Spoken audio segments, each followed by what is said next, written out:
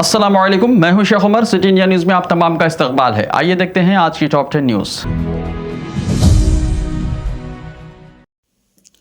Chief minister Chandrashekhar Rao ने MLA Kota की counselling की 6 सीटों के लिए उम्मीदवारों का ऐलान कर दिया, जिन्होंने पर्चे नामजदगी भी दाखिल कर दिया है।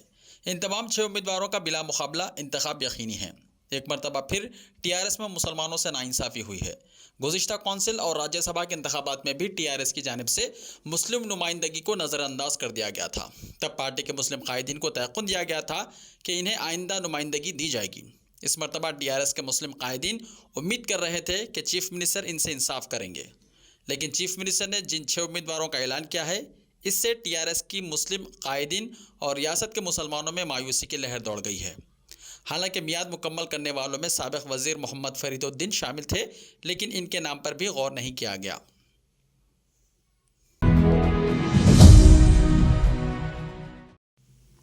चीफ मिनिस्टर केसीआर ने कहा कि बीजेपी आग से खेलने की कोशिश कर रही है, जिसमें वो खुद झुलस जाएगी। धान की खरीदी के मामले में मरकजी हुकूमत के दोहरे मियार के खिलाफ 18 नवंबर को टीआरएस की जानिब से सुबह 11 बजे तक दोपहर 2 बजे तक इंदिरा पार्क पर महा एहतजाजी धरना मुनज़्ज़म किया जाएगा। इसके बाद राजभवन पहुंचकर गवर्नर को याददाश्त पेश की जाएगी। तेलंगाना भवन में टीआरएस लेजिस्लेटर पार्टी का इजलास मुनक्किद करने के बाद प्रेस कॉन्फ्रेंस से खिताब करते हुए चीफ मिनिस्टर ने यह बात बताई।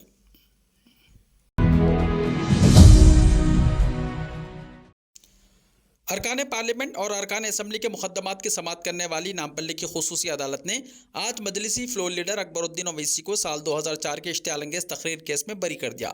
2 अप्रैल 2004 में अकबरुद्दीन ओवैसी ने इंतखाबी मुहिम के दौरान Chandrayangutta grand circle hotel के करीब जलसे आम से खिताब करते हुए अपनी तकरीर में यह दावा किया था कि लाल दरवाजे को वो हरा दरवाज़ा बना देंगे। बताया जाता है कि अकबर ओवैसी की यह पहली मुबैना इश्तियाल-अंगेज़ तकरीर थी। इस जलसे आम के खिताब का सख्त नोट लेते हुए अज़-खुद कार्रवाई की और इस ज़िमन में एफआईआर जारी करते हुए एक मुकदमा जिसका क्राइम नंबर 77/2004 है, ताज़ीरात हिंद की दफ़ा 153A यानी 2 फ़िरक़ों के दरमियान मुनाफिरत पैदा करना, दफ़ा 188 और आरपी एक्ट 1951 के तहत एक मुकदमा दर्ज किया था। मुत्तहदा आंध्र प्रदेश हुकूमत ने साल 2010 में अकबरुद्दीन ओवैसी के खिलाफ कानूनी कार्रवाई करने की इजाज़त दी, जिसके नतीजे में चंद्रायन गुट्टा पुलिस ने साल 2018 में चार्जशीट दाखिल की थी। अदालत ने वकील दफ़ा और इस्तखाज़ा की बहस के बाद अकबरुद्दीन ओवैसी को बेकसूर पाए जाने पर उन्हें बरी कर दिया।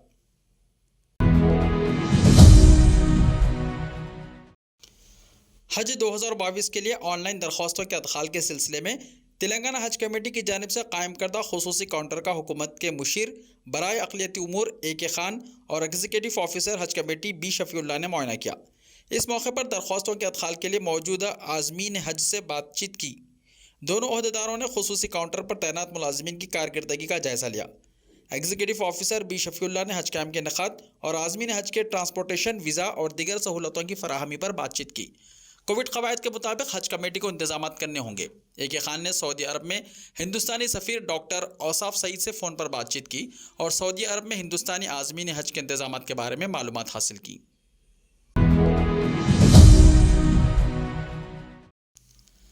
रियासत तेलंगाना में गांजे के खिलाफ जारी खुसूसी मुहिम में हज़ारों किलो गांजा और सैकड़ों अफराद की गिरफ्तारियां अमल में आ रही हैं। हर दिन रियासत बिलखुसूस तीनों कमिश्नरेट पर मुश्तमिल ग्रेटर हैदराबाद में किसी न किसी इलाके में गांजे को जब्त किया जा रहा है। गुज़िश्ता 3 महीने के अरसे से अचानक रियासत भर में गांजे के खिलाफ मुहिम का आगाज़ किया गया। रियासत में गांजे की मुंतकिली और गांजे का चलन कोई नई बात नहीं है। हर साल महकमे आबकारी की जानिब से गांजा बड़ी तादाद में जब्त किया जाता है।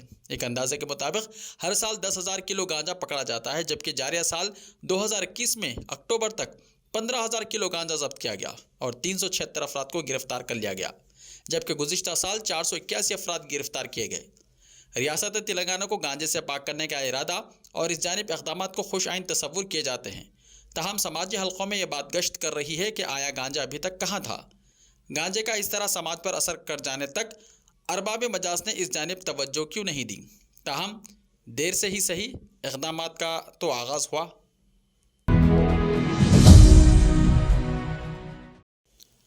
शहर हैदराबाद में अभी तक ड्रिंक एंड ड्राइव में पुलिस के हाथ लगने वालों की काउंसलिंग की जाती थी। ताहम पुलिस की जानिब से ट्रैफिक चालानात अदा न करने वालों की काउंसलिंग की जा रही है। 10 से ज़ायद ज़ेर इल्तवा रहने वाले गाड़ियों के मालिकीन को तलब करके साइबराबाद पुलिस की जानिब से काउंसलिंग की जा रही है। पुलिस ने बताया कि शहर में कई अफराद की जानिब से ट्रैफिक चालानात को नज़रअंदाज किया जा रहा है। इसके अलावा 70% अफराद चालानात अदा नहीं कर रहे हैं और साथ ही दोबारा ट्रैफिक क़वायद की खिलाफ वर्जी कर रहे हैं। मुत्तहदा नलगुंडा जिले में बीजेपी की रियासती सदर बंडी संजय के दौरे के दूसरे दिन भी कशीदगी का माहौल रहा।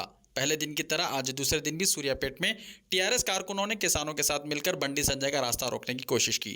सूर्यापेट के अरवापल्ली में वाक़े धान की खरीदी के मरकज़ का जायजा लेने के लिए बंडी संजय पहुंचे थे। टीआरएस के कारकुनों ने किसानों के साथ मिलकर एहतजाज मुनज़्ज़म किया, जिसके नतीजे में कशीदगी पैदा हो गई। बीजेपी कारकुनों पर संगबारी की गई। सूरत हाल से निपटने में पुलिस को दुश्वारी पेश आई।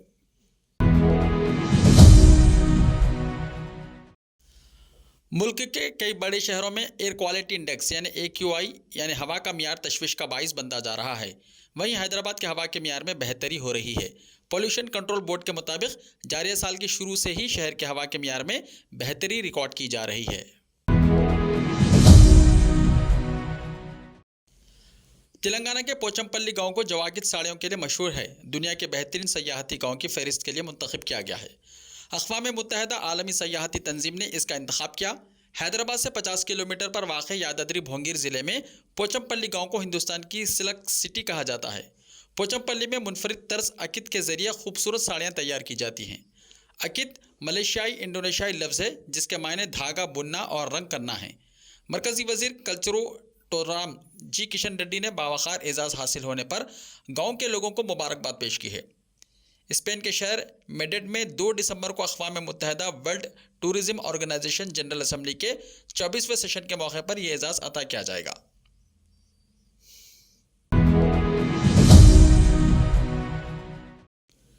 शहर में शाम के वक्त मुख्तलिफ इलाकों में हल्की ता तेज़ बारिश रिकॉर्ड की गई, जबकि दिन के औक़ात में मतलाबार आलूद रहा। महकमे मौसमियात ने बताया कि जनूबी मशरक़ी खलीज बंगाल में हवा के कम दबाव के नतीजे में आइंदा 3 दिनों के दौरान हैदराबाद में हल्की औसत बारिश हो सकती है। हवा के कम दबाव के ज़ेर असर आंध्र प्रदेश के जनूबी साहिली इलाकों में 18 नवंबर को बारिश हो सकती है। मंगल को शहर के इलाकों में बोयनपल्ली, सिकंदराबाद, खैरताबाद, बंजारा हिल्स, चादरघाट, याकूतपुरा, चंद्रायनगुट्टा और दीगर इलाकों में हल्की औसत बारिश रिकॉर्ड की गई। कोकटपल्ली में सबसे ज़्यादा 11.8 मिलीमीटर बारिश रिकॉर्ड की गई। महकमे मौसमियात के मुताबिक चाहरशुमा और जुमेरात को भी बारिश के बेशतर इलाकों में बारिश की पेशकशी की गई है। ऐसे ही ताज़ा तरीन खबरों के लिए हमारे YouTube चैनल को सब्सक्राइब करते हुए इसके बेल आइकन को प्रेस कर लीजिए। मिलते हैं कल, तब तक के लिए अपना ख्याल रखिए। अल्लाह हाफिज़।